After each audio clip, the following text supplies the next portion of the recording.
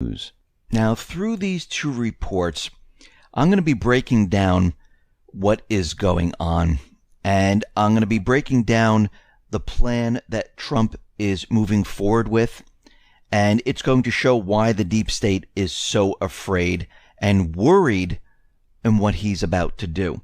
And they're going to do whatever they possibly can to stop this, because if he succeeds in what he is doing and he controls the narrative from when the system comes down, the deep state, the globalists, the central bank, they're pretty much done for.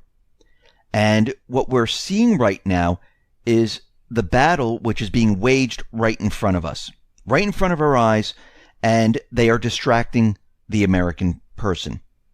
A lot of people don't know they're being distracted. We have to understand how propaganda works. Now, we know that the central banks around the world, the U.S. government, most of these central banks and governments, they're intertwined. And we see that they're continually out there working in tandem to make us believe that the economies are doing well, everything is fine. And if we keep going on like this, it will just all work out. I mean, they've been saying this about Greece for quite a while right now, and they have been in so much debt. Things have been so bad there. They continually implement austerity on the people. They keep cutting programs. They keep taking on more debt, and the problem never really goes away. Actually, it gets worse, because that's what central banks do.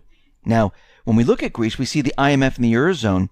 Well, they're threatening to walk out on Greece over the debt relief because they feel and they think that Greece hasn't done enough. We haven't purchased enough of your assets. You need to put more of your assets on sale. You haven't implemented enough austerity on the people. You need to implement more austerity. And the Greek government is out there saying that we met our obligations. We've made the necessary cuts, and the bankers always want more. And this is what we're seeing here in the United States. What we're seeing right now is this gigantic illusion of the economy doing well. And they keep making stories up of, oh, we're going to hit escape velocity. Things are going to get better. We're raising the rates slowly to help the economy. No, they're not. They're doing everything they possibly can to destroy the economy. They don't want to help it whatsoever. Why do they want to destroy it? Well, at this point in time, they realize that the entire economy is breaking down. I believe they already hit the trigger point as they're raising the rates, and I'll explain that in a little bit. But what we're seeing, and we're going to be talking about the auto loan market once again, is that the auto loan market is actually doing the same thing as the home loan market during the 2008 crisis. Now, for months, we've been talking about the doomed auto bubble in the U.S. And in recent weeks, there's been a growing concern that consumers, auto dealers, banks, have been going beyond simply relaxing underwriting standards and have instead been forced to commit, yes, outright fraud in order to attract more and more individuals to write these auto loans. Now, a UBS strategist, Matthew Mish, says something is definitely going on under the hood. It's not just smoke and mirrors anymore. The evidence is growing. First, the explosion of technology makes gaining access to information to improve credit scores very simple. Internet searches for credit score are at a record level. Second, our survey finds 21% of auto loan borrowers admitted to some form of inaccuracy in their loan applications. Third, there's a growing concern reported among auto lenders around fraud, which is the extreme case of this behavior. More concerning is that the trend may be systemic, as 29% of other consumer loans, student loans, credit cards, acknowledge some form of inaccuracy in their applications. Now, the fraud rates on auto loan applications are currently reaching levels seen in the mortgage market back in 2009. Borrower fraud in the U.S. auto loans is surging, and yeah, they may approach levels seen in the mortgages during the last decades of the housing bubble. What are we seeing right now? They've moved what they did in the housing market to the auto loan sector. And they're doing the same exact thing. This explains why the delinquencies are surging right now. Didn't we see delinquencies surging in the home loan mortgage market during the crisis of 2008? Yes! We're seeing the same thing happening right now. Again, is the auto loan market going to cause it? No, it's going to be the needle that pops the bubble. And maybe just one of the needles, because we see a lot of other things happening. Now, we talked about how the Fed is raising rates, and they were raising rates back in 2005, 2006, 2007, and they started to lower them because they triggered that point where the economy started to break apart. And we know the economy is very weak right now. We know it has never recovered. We know from all the facts and everything that we've been looking at, retail, and how all the stores are being closed and how people are being laid off, we know that the economy is not strong at all. We know the numbers are completely manipulated. And what we're seeing right now is that St. Louis Fed, Bullard, he's saying that maybe we shouldn't move the rates up anymore, because what we're seeing right now is an adverse reaction to the interest rates as we continually increase them. Now this makes you think. What he's saying is maybe we should reduce the interest rates because we already triggered that point where the economy now is just coming down, and it doesn't matter if the interest rates move up anymore because it's already started. So what this means is that the economy right now is already rolling over. And it doesn't matter if they raise the interest rates anymore. It doesn't matter what they really do. All they need to do is keep the stock market up. And he came out and he made this announcement, and the stock market shot up once again. And we can see this is what they really want to do. Now, we know that this is completely manipulated, but he wanted to give the news and give it out to the public to show that, yes, this is what we're going to do. And he's hinting about QE once again. And of course, those individuals look at this and say, okay, this is going to be great. We're going to make even more money. And the market went up. Now, we can see that there are others like George Soros who understands that this economy is not going to last much longer the way it is. And we know George Soros, he has insider connections. He knows exactly what's going on. He doesn't want Trump as president. He's been trying everything he possibly can to get him out of office.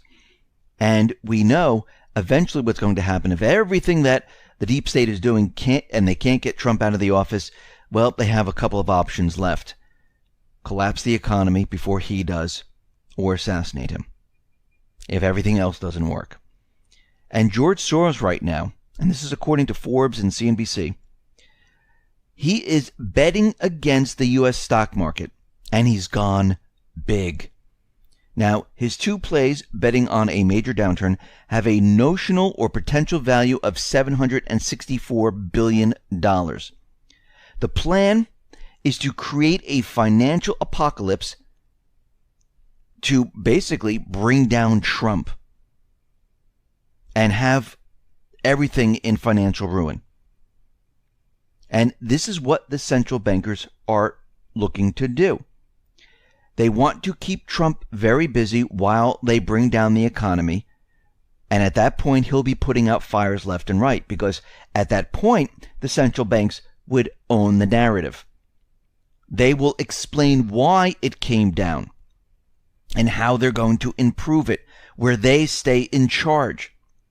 While the economy is down and reeling, well, Trump is going to be very busy putting out fires, and they're going to point the finger at him.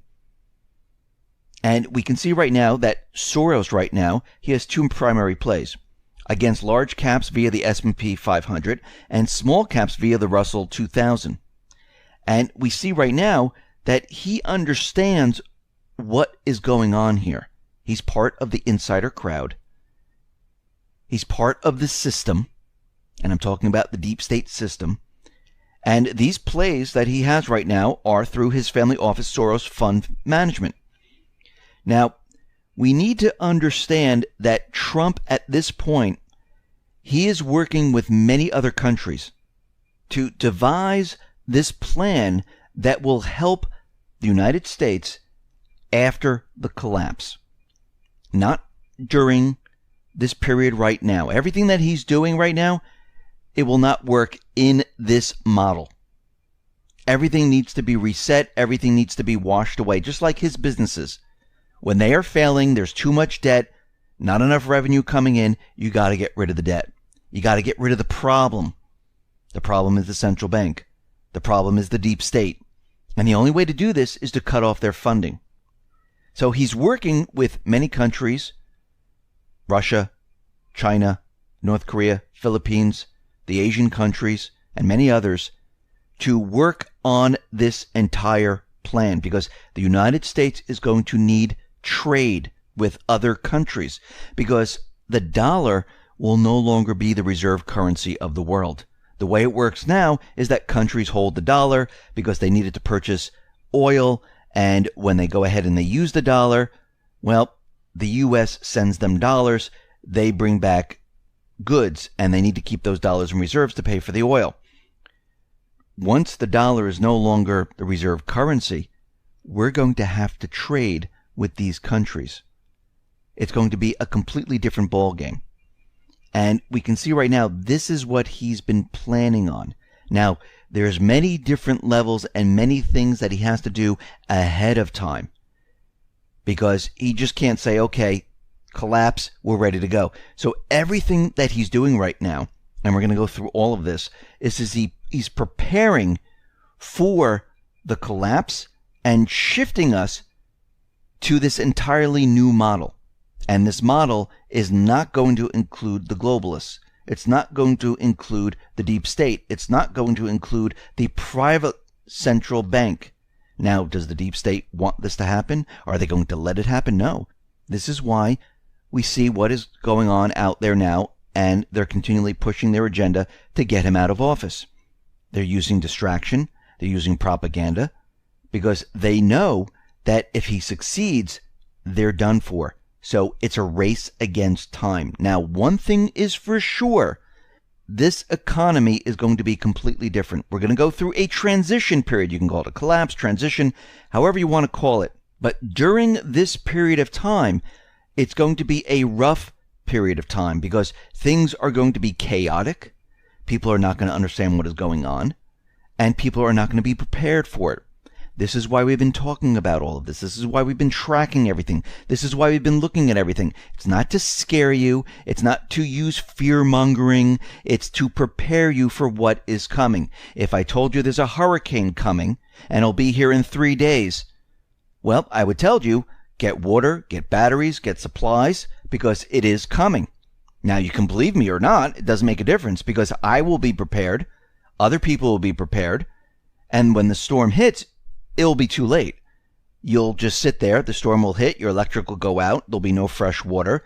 You won't be able to get food. And you will be stuck.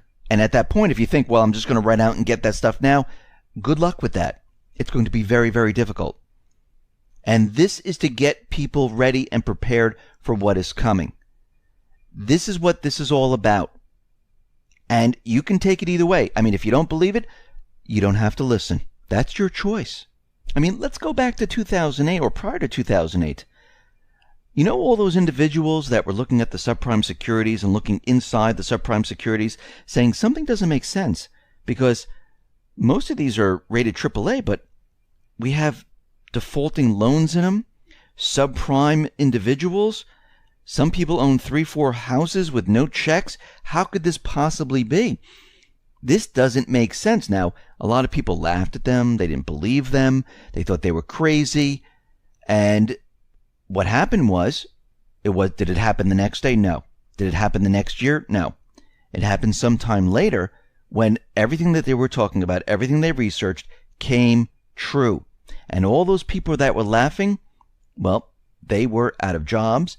They lost their life savings. They lost their home. And those people made billions and billions of dollars because they understood. Now, again, we do have manipulation. The central bankers do have a way of keeping everything afloat until they want to bring it down. And these individuals, they couldn't understand why it wasn't collapsing sooner. It made no sense to them. Well, that was because the central bank was controlling everything, just like they're doing today. But you know, one thing is for sure, because we've been looking at the research. Actually, when we look at like retail, if you go back 2-3 years, people said it was online sales. People said it was the snow. Well, the snow doesn't make 8,000 stores close down. It doesn't create 50 bankruptcies.